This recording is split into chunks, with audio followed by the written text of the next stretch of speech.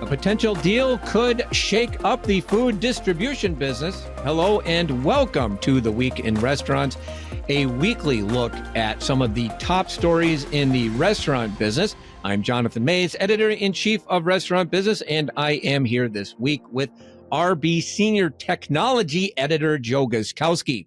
Red Robin is a new CEO, a new plan, and a new value meal. We will talk about that. Another Del Taco franchisee filed for bankruptcy. Later on, Joe talks about technology on Tech Check. But first, Joe, do you eat food? 3 times a day.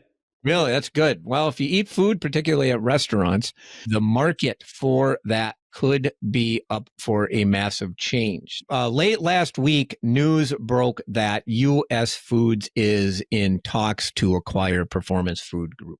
That is the second and third largest distributors in the United States, according to Technomic. Performance Food Group is actually the second largest, and U.S. Foods is the third largest. Both of them are major broadline distributors. Their combination, Joe, would have a massive impact on the restaurant industry. If they combine, their revenues together would be much larger than the number one company, which is Sysco. And what kind of impact this could have is remains to be seen.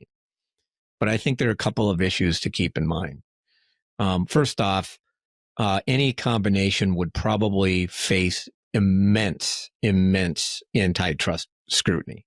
So I'm going to give you a little history lesson here. So if you go back about a decade, and there was a proposal for Sysco and U.S. Foods had a deal to merge together. And at the time, they were number 1 and 2. And actually, the third largest was not even close to those two. And their argument at the time was there are so many small niche distributors out there and so many places where a restaurant company can buy their food that their combination wouldn't be that much of a problem for prices. The federal government disagreed and ultimately won a key ruling from a judge. And so roughly about a year and a half after the combination was first announced, it was killed. I would imagine that any such combination in this case would probably face some significant regulatory scrutiny. Of course, it's a decade later and the world is much different. But that's kind of the big deal. That was probably the biggest news that we've had all year, and I don't think that's an overstatement. Yeah, getting a lot of readers, a lot of interest. Obviously, that the food bill is one of your biggest bills as an operator. So when 2 of the biggest distributors are potentially joining forces, that's probably going to change some things. At the very least, some of your flexibility, right, in terms of your options for your inventory. Yeah, I mean, I don't know too much about the distribution world, but I would imagine that the argument that they were making 10 years ago, that there were so many smaller distributors, I don't think that would hold up as well now, right? I'm assuming there's been a lot more consolidation since then. Oh, yeah. Both of these, I was counting the number of deals, actually, and I think both of these companies over the past, actually, if you look at the 3 top distributors, they have made somewhere in the neighborhood of like a dozen deals over the past 3 years. In fact, I can probably find that data right now as we sit there talk. They've made a bunch of different acquisitions over that particular time. Yeah. Actually, I mean, if you go, Sysco in 2023 acquired Edward Don. It bought Bix Produce in 2023. It bought Jack Maar in 2024. PFG bought Cheney Brothers and Jose Santiago in last year. U.S. Foods bought Renzi Food Service in 23, Saladino's Food Service in 23, and IWC Food Service in 2024. But they're also broadening into other areas such as retail and, niche distributors and stuff like that. So, I mean, ultimately, really, if you just sort of like take a step back for a minute and, really, my concern with this is the same concern that I actually have. I mean, it's a little different, but one of my big concerns with third-party delivery, which is in third-party delivery, there are only effectively two companies now. Let's be real. I mean, Grubhub is there. It's very small, and maybe that can come up and be a larger competitor. Who knows? But you've got Uber Eats and DoorDash are basically two massive competitors. And, that is, that's potentially concerning if you just have a small number of companies that are providing, services to restaurants, and could become challenging going forward. Joe, I hear there was a big presentation by Red Robin recently. Yes. Red Robin, if you've been following them, has been in sort of a turnaround mode since 2023. They got the new CEO in GJ Hart. He unveiled a 5-step turnaround plan called the North Star Plan that was starting to gain some traction the past few quarters. Sales have been a little better at Red Robin, and they changed a lot of their recipes, et cetera, et cetera. Well, GJ Hart stepped down in April. Red Robin named a new CEO, David Pace, from their board. And this week, he came out with basically a new 5-point plan that's going to replace and sort of build upon the previous plan. So, it's preserving some of the elements of the plan that was already underway, but it is making some noticeable strategic changes, including the launch of a value meal, a $9.99 value meal, which is sort of in line with what Chili's and Applebee's and some other competitors have been doing, which is notable for Red Robin, given that they've been sort of hesitant to do that kind of thing over the past few years. So that's one. That's called the Big Yum meal. And they're also looking at refranchising some of their restaurants to raise some money to pay down some debt. So getting a little bit more aggressive on the value front and on the sort of getting the balance sheet in a good place. So it's a turnaround within a turnaround at Red Robin. Far be it from me to question people's decisions. But, I mean, look, this could be the best plan on the face of the planet. But I have a lot of issues right now with management turnover and with the impact management turnover has on teams. And you're going from one plan to another plan to another plan to another plan. We've seen this. We're seeing this countless numbers of times. I mean, one of the things, like, I wasn't able to be on this podcast last week, but you would have heard me rant a long time about Wendy's, because Wendy's, if you go back a year and a half ago, they decided to make a change at their CEO level, and Todd Penegor was out and it was replaced by Kirk Tanner. Penegor actually had a really good track record. His track record was quite good. And he could also point to the fact that, unlike literally every other CEO in Wendy's history, he was able to get breakfast off the ground, which was significant. And then he was out, and then they replaced him with Kirk Tanner. And, fine. If you decide to make a change in direction, then sometimes companies have to do that. I get that. I didn't understand why you have to change the direction there. And then, but they plucked a guy from outside the industry, and then a year and a half later, he leaves. And by the way, Kirk Tanner, 1 month into his tenure, sticks his foot in his mouth with the dynamic pricing thing. Red Robin situation, obviously different, but you got a company that has had 3 straight quarters of same-store sales growth, seems to be getting going from a sales standpoint, and then, for whatever reason, decides to make a change. And now the new CEO comes in and has a completely different plan. That's what happens with all of these guys. They come in, they have a different plan, and all the people have to follow through on that plan, and make a bunch of changes. And if you do that too often, is my point, it really creates headaches and problems and puts a chain at a disadvantage. And that's my concern. These things can happen way too often. Yeah, having too many turnaround plans in place is like basically having no plan at all. And, from the outside looking in at Red Robin, it's a bit of a curious move. I mean, GJ Hart had this plan in place. It was not done yet. It was a 3-year plan, and we're, about 2 years, little over 2 years into it. So it's not like it didn't work, or we had proof that what he was doing was not working. You kind of have to let it see its course.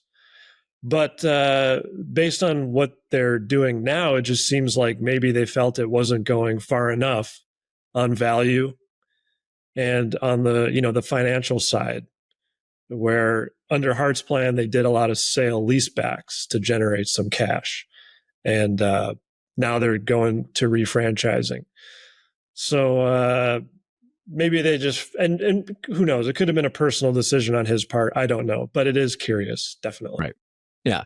We don't know. The issue is we don't always know exactly what's going into these things, which always makes, questioning some of these moves. But, I generally think that, look, let a plan run its course. And unless there's some just drastically wrong with that plan, you really can, it can, come ultimately create problems.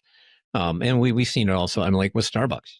Starbucks is a similar situation. They got rid of a CEO who actually had a decent track record at the time.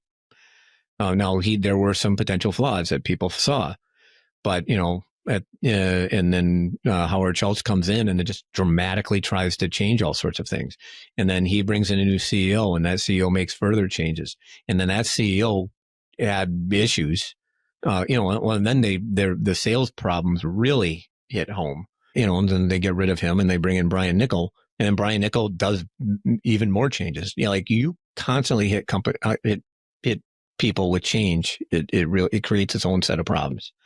You have to, especially with all of these companies, Red Robin, Wendy's, and Starbucks, it behooves them to give these plans time at this point, because right now, if these plans don't work, you will have to make more changes, and then you're just reducing the chances that your plans, these next sets of plans, are going to work. You're putting your company at a constant disadvantage. The best example of this by a long shot is McDonald's versus Burger King. McDonald's has always been bigger than Burger King, but Burger King was a much closer competitor for a long time, and really had McDonald's on its heels going back to the late 90s and early 2000s. Absolutely had McDonald's on its heels. But they kept getting rid of, they kept having ownership and management changes. And sometimes they would change management, and when they really should not have changed management, I remember Don Fox telling me a story about one change when the current management was just coming off of Hurricane Andrew, and really was gaining momentum and really had people behind the management. And then they completely changed management right after that. You just can't keep doing this. And if you're going to change management, you should have a really good reason to do it. That's my thing. Should be sparse, or they should just, if you're going to change management, it should be for a very good reason, and just should be done a little bit more judiciously. But you also brought something else up, which is a financing issue. And that's another concern to me with a lot of other restaurant companies, is that they've had to do sale leasebacks. Now they got to sell company stores. And financing challenges, Joe, was on another story that we're talking about. Have you ever been to Del Taco? I've been once. Really? Did you get a burger or a taco? I got the tacos. Yeah, good. Go with the classic namesake item, I guess.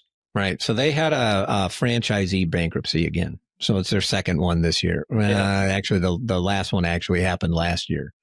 But it was their Colorado franchisee who filed for bankruptcy after being terminated by Del Taco 1 year after signing a franchise agreement and buying the franchise. It is a complete mess.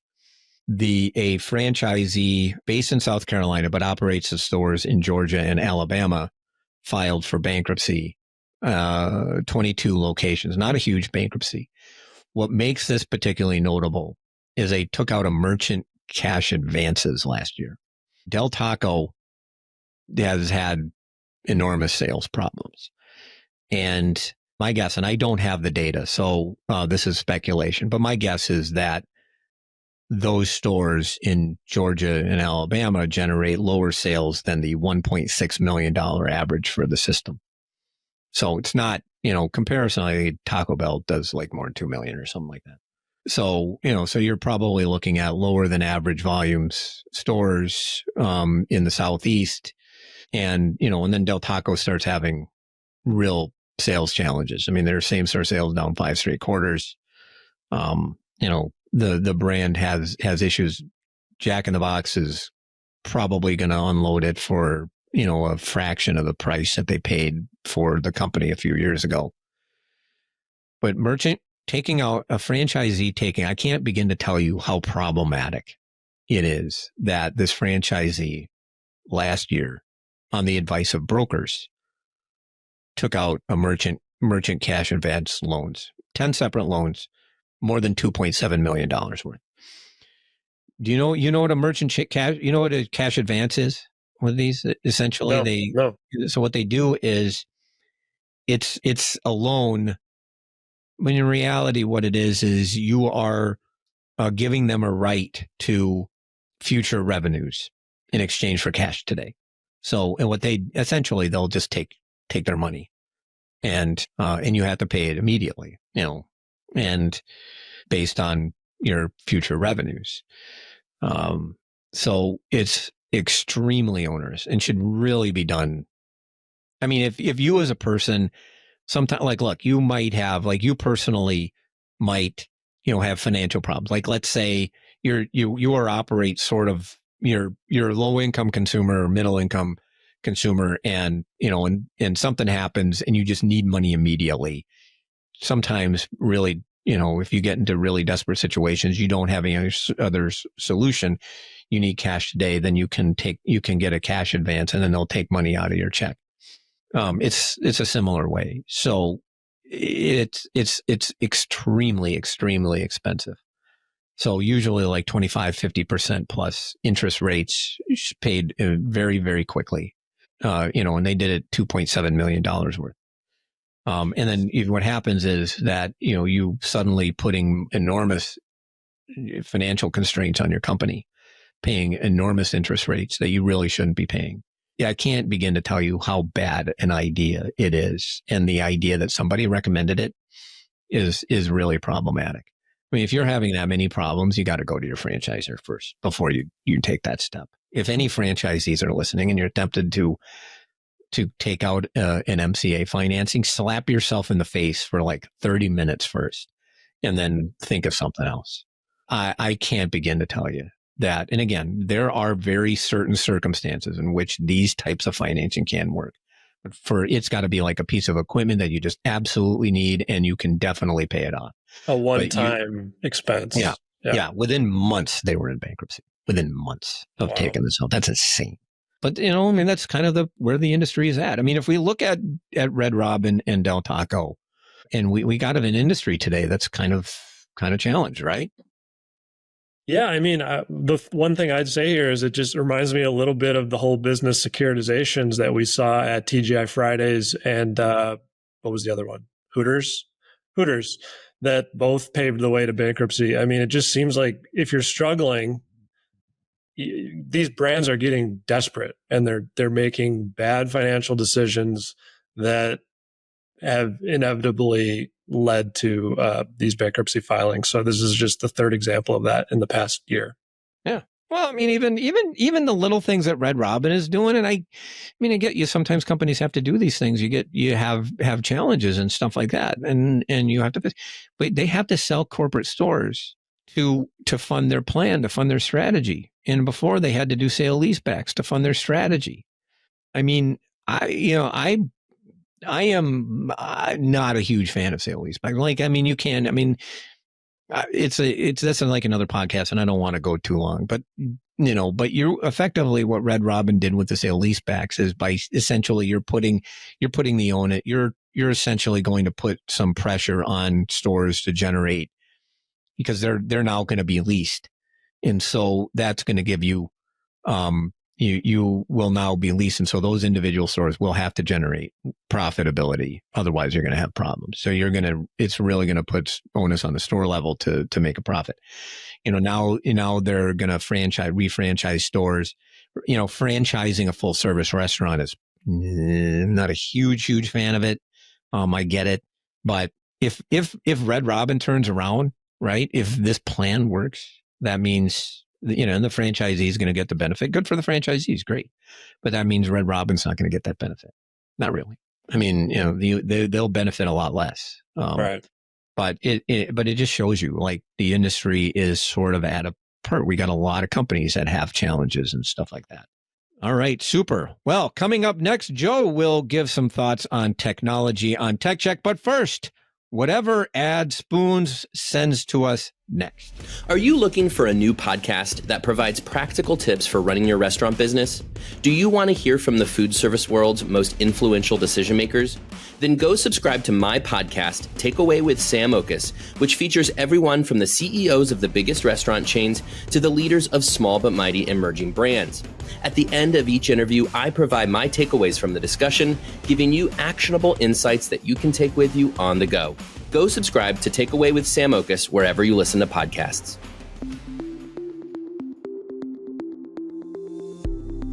Hello, and welcome to Tech Check, where I, Joe Guszkowski, talk really fast about one big topic in restaurant tech. This week, AI, SEO, and AEO. No, this isn't a barnyard nursery rhyme. I'm talking about how artificial intelligence is changing web search, and it could impact restaurants. If you use Google, you've probably noticed that some of your queries now give you an AI-generated summary rather than a list of links. This feature, called AI Overviews, was launched last year, and it appears to be having an impact on web traffic. Obviously, a lot of people use Google to search for restaurants, and the traditional best practice for businesses has been to use SEO, or search engine optimization, to get a good spot in Google's rankings. But with the rise of AI summaries, they may have to start thinking about AEO, or answer engine optimization. One expert I spoke to said restaurants should consider formatting their website content into more of a question and answer format to catch the attention of AI. Now, there's still a lot we don't know about how AEO compares to SEO and whether one approach should take priority. But it's just another example of how AI is creeping into almost every facet of the restaurant business. And that should do it for The Week in Restaurants, which was edited, as always, by Spoons. Artwork by Nico Hines. You may find this and other episodes of the podcast on our website at restaurantbusinessonline.com, but please subscribe to Apple Podcasts or Spotify. I'm Jonathan Mays, editor-in-chief of Restaurant Business for Joe Guszkowski. Thank you for listening.